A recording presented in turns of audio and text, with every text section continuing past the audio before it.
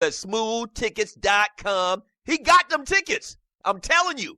Boxing, baseball, NBA, NFL, country music concerts, hard rock, hip-hop, theater, Broadway. He's got them all.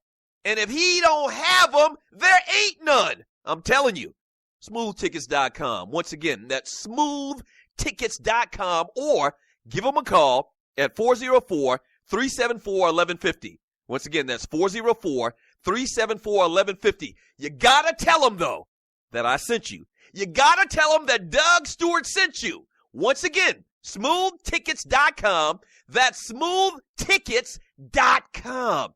Yeah! The Sleeper Pick. The guy only you believe in.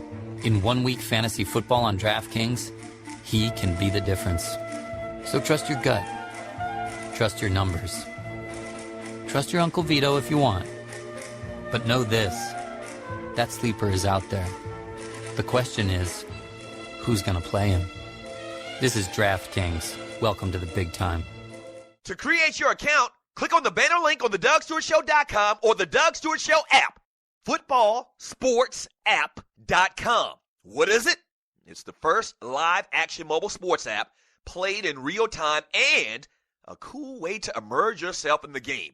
Make coaching calls just like the pros. Check out the video.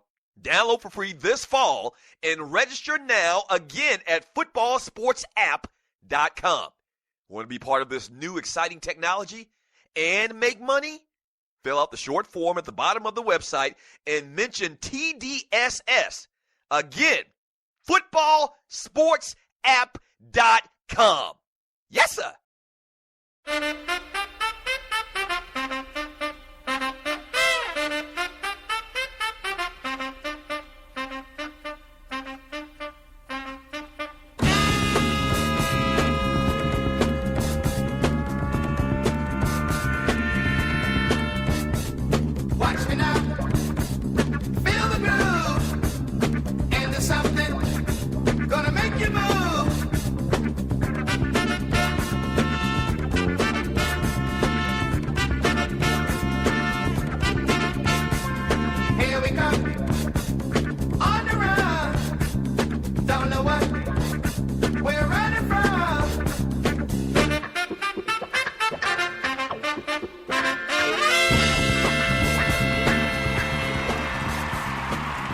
Welcome back to the Doug Stewart Show. Coming in at number 5 on my list of top 5 breakdancing battle songs of all time is Jimmy Castor's Bunch. It's Just Begun. Now, real interesting stuff about this song here. You're listening to the Doug Stewart Show. Welcome back to the show. And I didn't even know this, to be honest with you. But that track came out in 1972. That's right. It's Just Begun is the second album by the Jimmy Castor Bunch, released in 1972 on RCA Records. It's Just Begun and Troglodyte have each become staples in hip-hop sampling. Songs from the album have been sampled more than 25 times. The album hit number 11 on the R&B charts and 27 on the Billboard 200. Troglodyte Caveman hit number 6 on the Billboard Hot and number 4 R&B. 1972. And so you know hip-hop music, what the DJs were doing, what these cats were doing in the early 80s, late 70s, early 80s. They were taking old, a lot of times James Brown beats, who's had a huge influence on the industry as well in the music. They would take James Brown beats or just a funky beat, and play a clip, the best part of that particular song, that particular track, and just loop it. That's why you had 2 turntables. You played that part on one, you had the same record on another, and you played that part again. And you just did that back and forth, back and forth. So they took the real juicy part of the songs, man. And that song right there, I had no clue because the song sounded like it was something in the early 80s, I guess. But coming in at number 5 was Jimmy Castor Bunch. It's Just Begun.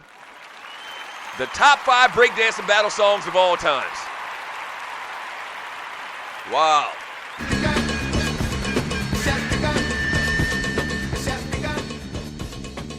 Yeah, it's just begun. That's what's up. Welcome back to the Doug Stewart Show. We're brought to you by footballsportsapp.com. The first live-action mobile sports app played in real time and a cool way to get in the game. Make coaching calls just like the pros. Check out the video. Download for free this fall and register now again at footballsportsapp.com.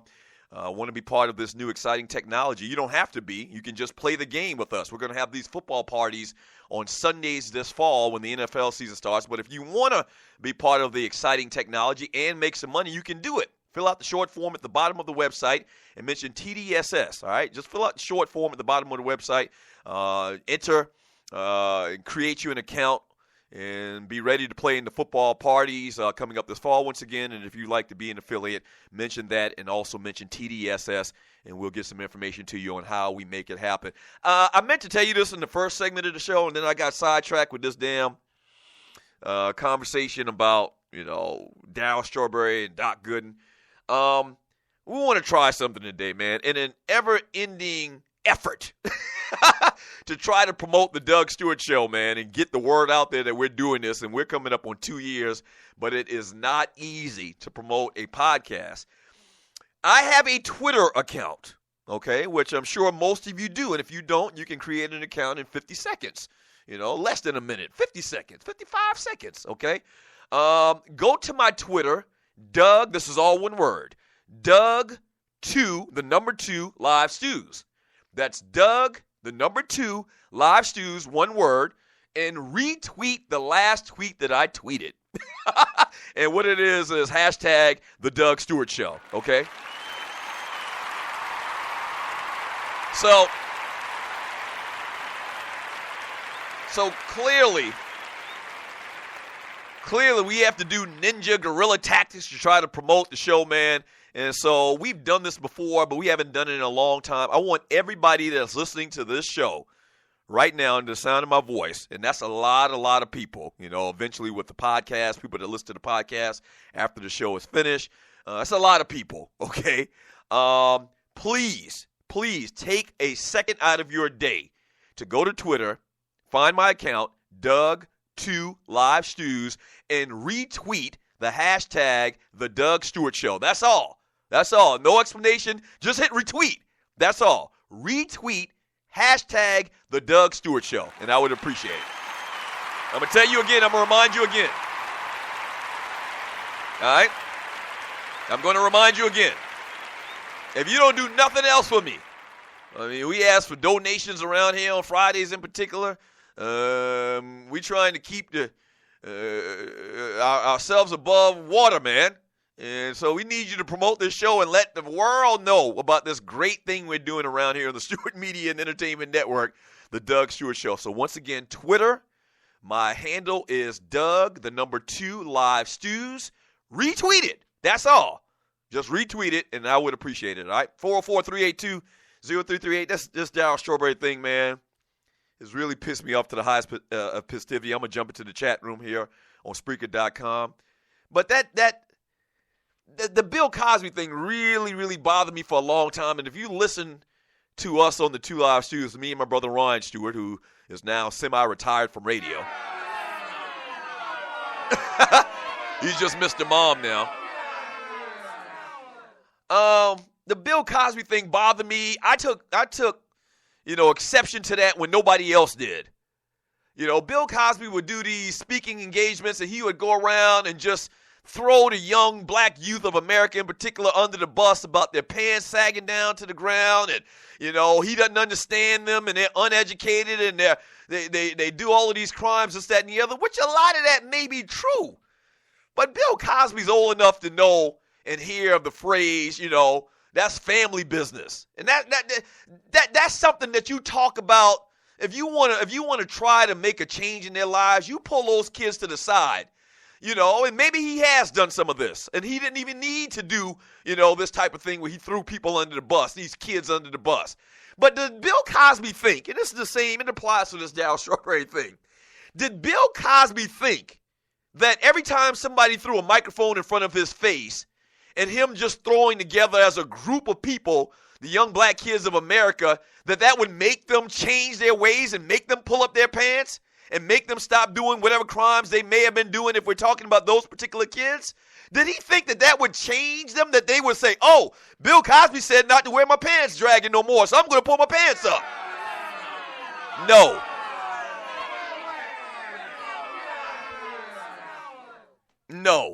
No. First of all, the age group, the demographic that Bill Cosby was talking about, they don't know who the hell Bill Cosby is, first of all.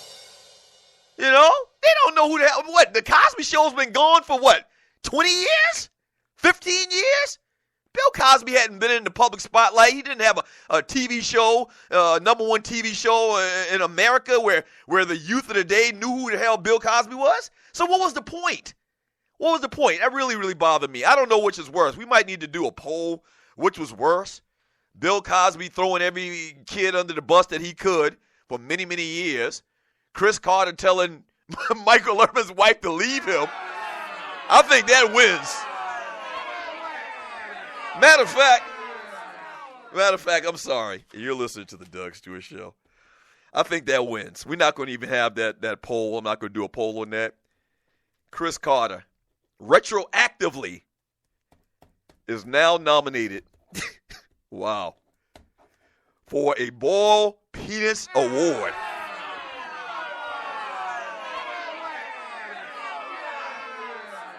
Bruh, you can't get no lower than that. You can't get no lower than that than calling your boy's wife, okay? First of all, that's out of pocket already in itself. You calling somebody else's wife and having a personal conversation with her, period, behind your back. First of all, that's bad in itself. We can stop right there, okay? You pick up the phone and call my wife and have a personal, what I would call intimate conversation with my wife? No, bruh. No.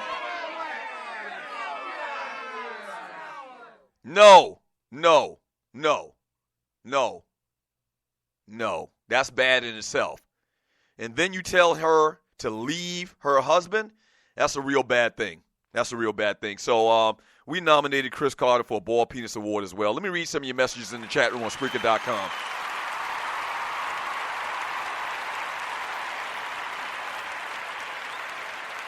And you're listening to the Doug Stewart Show. From, who do we got here? Sluggo. Grego, you got all the spots as much as you be in these ATL streets. I don't know exactly what they're talking about. Oh, maybe they're talking about TDSS Weekend 2 coming up September 9th through the 11th.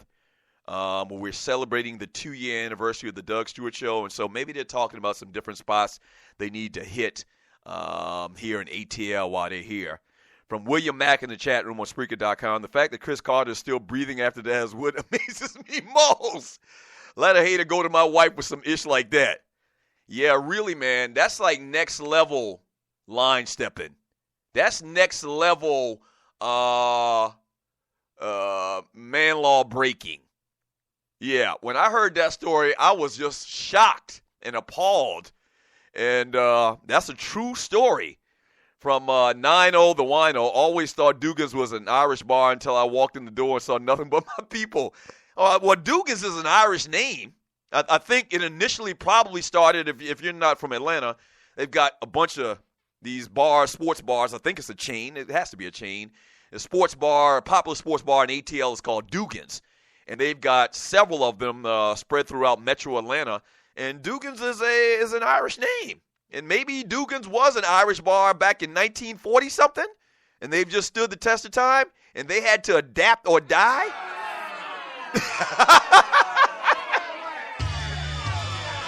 And so now their clientele is brothers. Yeah. Dugan's ain't half of what it used to be when I first moved here in the early 90s, man. Maybe they do have a crowd, and it's the younger crowd. I keep forgetting that I'm damn near almost 50 years old. But Dugan's was the lick on Sunday. Y'all remember Dugan's being the lick on Sunday? Summertime, sundresses, toes out. Yeah, low-hanging dresses. Yes, sir. All right, when we get back from the break, man, Kobe Bryant's in the news. Doing some big things, garnering some big things. We'll talk about it up next, and we'll also give you number 4 on my list of top 5 hip-hop battle songs of all time. Don't go away.